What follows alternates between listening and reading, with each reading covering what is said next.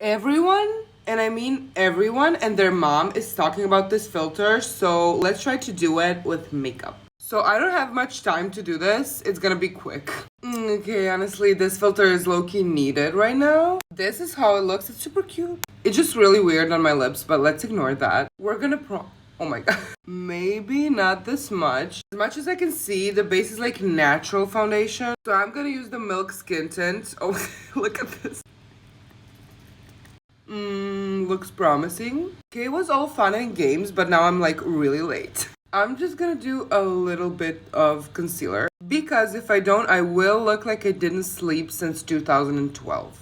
I will set this whole situation because I'm looking a little bit greasy. I have like 15 minutes, which is super not cool. Okay, we can see there's some blush and there is some nose contouring. I will use some bronzer as well. I can walk around looking like Casper. I'll try to contour my nose exactly how it is in this filter. And I'm adding some highlighter.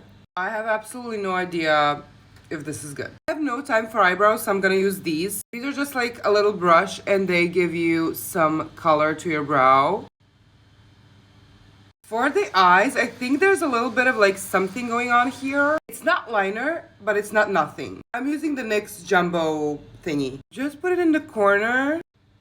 Then I kind of smear it around like this. That's what kind of gets the eyes to look like that. This requires falsies, but I'm gonna use some mascara.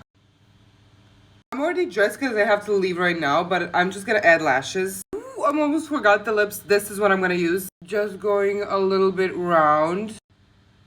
Also, I want the small. I'm not leaving without the small.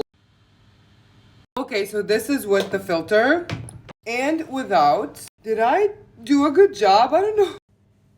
I think it's good. I really like this.